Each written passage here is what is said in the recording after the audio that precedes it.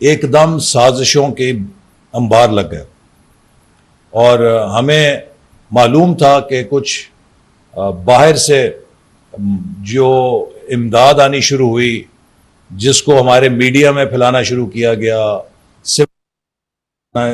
گیا کہ سی پیک کو اتنا متنازع کر دیا جائے کہ یہ بھی کالا باغ ڈیم کی طرح جھگڑے کا نشانہ بن کے تو کاغذوں کے اندر ہی ختم ہو جائے. اور میں نے جب اس کو ہم نے شروع کیا تو I went back to the drawing board and I said کہ how come Kala Bagh dam, جس کو ٹیکنیکلی کئی لوگ کہتے ہیں کہ اس میں ایسے کوئی ایشو نہیں تھا، لیکن نیریٹو میں اور امیجنیشن میں وہ بڑا کانٹروورشل ہو گیا، تو کیوں ایسا ہوا؟ تو دیکھنے میں یہ آیا کہ جو اینٹی کالا باغ لابی تھی، اس نے جب وہ پوری کمیونیکیشن ایک اسٹریٹجی کے ساتھ اس کو متنازع بنایا تو سرکار نے اس کا کوئی جواب نہیں دیا. نہ وابڈا نے، نہ ministry of water and power نے، نہ کسی سطح کے اوپر کوئی ایفرٹ نہیں کی گئی کہ کاؤنٹر نیریٹو دیا جائے. تو ہم نے امیڈیٹلی سی پیک میں ایک کمیونیکیشن سیل بنایا اور اس کے ذریعے ایک بہت روبسٹ کاؤنٹر اسٹریٹجی بنائی کہ ہم نے اس پروپیگنڈے کو کیسے ٹھیک کرنا ہے. And I personally also lead it, جسے کہتے ہیں کہ فرنٹ فٹ سے کوئٹہ میں، پشاور میں ایم پی ایس کے ساتھ 16 گھنٹے کے سیشن کیے، پریس کلبز کے ساتھ کیے، پارلیمنٹ کے فورمز پہ کیے، بزنس فورمز میں، چیمبرز کے ساتھ، ہر طرف سے کوشش کی گئی تھی. سب سے پہلے کچھ نقشے پھیلائے گئے کہ کوشش یہ تھی کہ کے پی اور بلوچستان کو اس کے خلاف کھڑا کر دو کہ یہ پشتونوں کا حق مار رہا ہے اور یہ پنجاب کا سی پیک ہے، یہ چائنا پنجاب اکنامک کوریڈور ہے. اس قسم کی ایتھنک پالیٹکس کی گئی. اور جب وہ ایتھنک پالیٹکس ناکام ہوئی تو پھر ایک بزنس لابی کی ایسٹ انڈیا کمپنی آ رہی ہے، پاکستان کا بزنس سارا ٹھپ ہو جائے گا، تو وہ چیمبرز کو بہت زیادہ پوائزن کرنے کی کوشش کی گئی. تو ان سب کو ہم نے ایک بڑے پرو ایکٹیو طریقے سے کاؤنٹر کیا. اور جیسے ابھی یہاں ذکر ہوا، دسمبر 2016 میں I was able to take all the chief ministers to China including mister Pervez Khattak, جو کہ انتہا کی مخالفت کر رہے تھے شروع میں، تو اس مخالفت کو نیوٹرلائز کیا. تو یہ پروجیکٹس جو ہیں، ان کو جہاں پر آپ اس طرح کے پروجیکٹس کو دیتے ہیں آج کے دور میں جو کہ سوشل میڈیا کا زمانہ ہے، آپ سب کو یہ چیز سمجھنی چاہیے کہ کمیونیکیشن کی کتنی بڑی پاور ہے اور جو پرسیپشنز ہیں ان کی کتنی بڑی پاور ہے. آپ صحیح کام کر رہے ہوتے ہیں، لیکن اگر آپ اس کو صحیح طرح کمیونیکیٹ نہیں کر سکیں گے تو وہ اچھا کام بھی گلے پڑ جاتا ہے. چینج مینجمنٹ کے اندر جو ایک بہت اہم ریسرچ ہے کہ جس میں انہوں نے کوئی 1000 سے زیادہ فیلڈ چینج مینجمنٹ پروگرامز کو اسٹڈی کیا، اور اس کے بعد جو شخص یا سی ای او اس کو لیڈ کر رہا تھا تو ان سے ایک سوال یہ کیا کہ if you were to do it all over again, what is one thing that you will like to do differently؟ تو اس میں غالباً میرا خیال ہے 80 اور 90% نے کہا کہ I would like to communicate differently. It was lack of communication اور improper communication اور inadequate communication جس سے ان کو بہت ساری مزاحمت کا سامنا کرنا پڑا اور وہ چیزیں ہو گئی. تو اس میں بھی that is how we were able to build consensus اور اس کو ہم لے کر چلے. اس میں ایک چیز جو اور میں سمجھتا ہوں کہ شاید وہ ضرور کور کرنی چاہیے، that is the governance element، کہ یہ کس طریقے سے لیڈ ہوا. اس میں وہ جے سی سی اور ان ساری میٹنگز کا، فورمز کا ذکر ہے، لیکن ایک بہت بڑا جو اس میں ہمارا ٹول تھا جس کو ہم نے لیڈ کیا، جو Pakistani side of J C C تھی، کیونکہ جے سی سی کمپرائزز آف 2 ٹیمز، ایک چائنیز ہے، اس میں ان کے وائس چیئرمین ہیں اور پورا ان کا ہر ڈپارٹمنٹ منسٹری کے سینئر آفیشلز ہیں. پاکستانی جو آئی یوز ٹو لیڈ اور پھر ہماری ساری منسٹریز کے اس میں لوگ.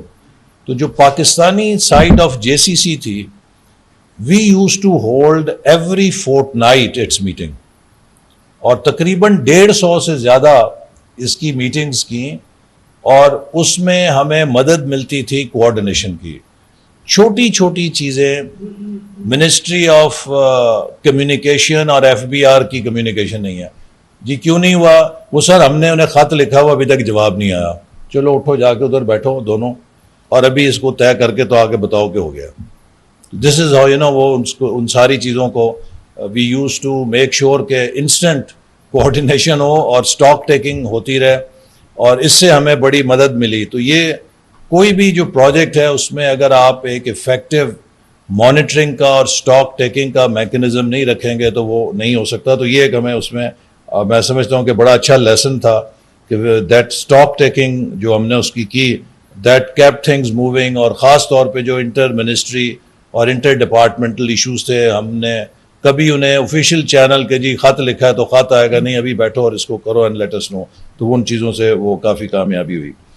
ایک گورننس کا جو اسپیکٹ ہے جو میرا خیال ہے ہمارے لیے قابل غور ہے کہ we are a federal government, اور جو چائنیز انویسٹرز کا اور خاص طور پہ گوادر میں اور آئی پی پیز کے ساتھ ایشو تھا وہ یہ تھا کہ ان کا جو فیڈرل گورنمنٹ سے ڈیل کرنا, پھر بلوچستان گورنمنٹ سے ڈیل کرنا, اور پھر کہیں کوئی لوکل گورنمنٹ کی اس میں آ گئی چیز, تو اس کے ساتھ that used to be their nightmare story کہ وہ کس طریقے سے, چونکہ ویٹنام میں جب وہ جاتے ہیں تو انہیں جگہ جگہ نہیں جانا پڑتا. کمبوڈیا میں جب وہ جاتے ہیں اگر ایک چیز فیڈرل گورنمنٹ سے ہو گئی تو پھر every thing will fall in place. تو یہ چیز جو ہے ہمیں اس کو دیکھنا ہوگا کہ کس طریقے سے ہم ٹھیک کر سکیں. جو ہمارے گورنمنٹ میں اتنی زیادہ منسٹریز ہیں, اور ابھی بھی چائنیز کو این او سی لینے کے لیے 10 جگہ جہاں جانا پڑتا تھا تو they would come back with a horror story. میں آپ کو ابھی اینیکڈوٹڈلی کہانی سناؤں کہ وہ کراچی میں نے بزنس مین کے ساتھ ابھی میٹنگ کی, تو ایک بزنس مین نے کہا کہ سر میری ایک ٹیکسٹائل فیکٹری کراچی میں ہے اور ایگزیکٹلی سیم اسپیکس کی میری ڈھاکہ میں ہے. تو اس نے کہا سر ڈھاکہ سے میں ایکسپورٹ کرتا ہوں اور کراچی والی فیکٹری سے میں جہاد کرتا ہوں. کبھی پانی والوں کے ساتھ جہاد, کبھی ٹیکس والوں کے ساتھ جہاد, کبھی بجلی والوں کے ساتھ جہاد. اس نے کہا جی ڈھاکہ کی میری فیکٹری میں 14 بندوں کی میری مینجمنٹ ٹیم ہے, اور اس جہاد کی وجہ سے کراچی میں میری 40 بندوں کی ٹیم ہے. تو یہ جو ایک ایز آف ڈوئنگ بزنس ہے, I think you know whatever we decide, whatever we want to do, we have to understand that we have to compete with other destinations. The thing has become very global.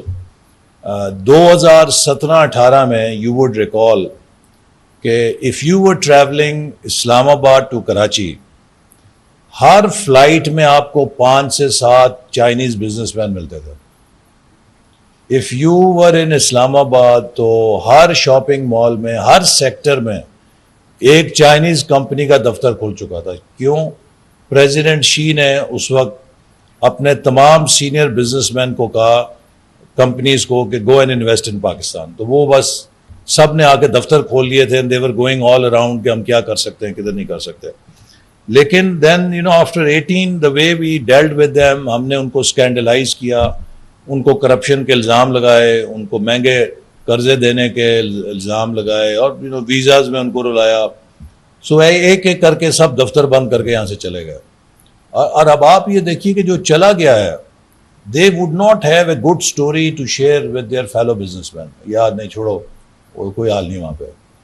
آج وہ Dubai جاتے ہیں تو they are given red carpet treatment. So we have to come out of that old thinking کہ اب وہ جو ایک ہماری خاص ریگولیٹری مائنڈ سیٹ ہے نا کہ ہم نے ہر کسی کو ڈنڈے کے ساتھ ٹھیک کرنا ہے, وہ نہیں ممکن ہے.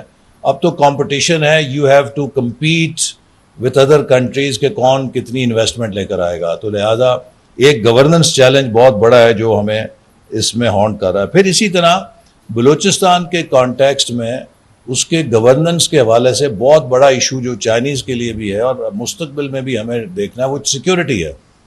کہ اگر آپ ایک چائنیز آئے گا, اس کے آگے پیچھے 4 آرمڈ گاڑیاں چلائیں گے تو اینی ون فارنر فیل کہ یہ کوئی ویلکمنگ انوائرمنٹ ہے یا میں یہاں پہ شاید دشمن ہوں, کیا ہوں, کیسے ہوں.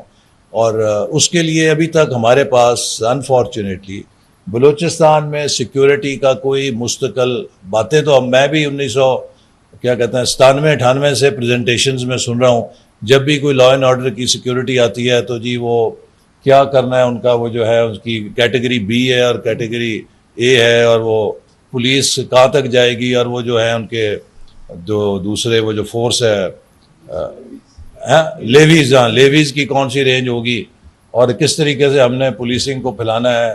تو یہ کتابوں میں اور پریزنٹیشنوں میں ابھی تک چل رہے ہیں. We have not been able to resolve these issues as yet.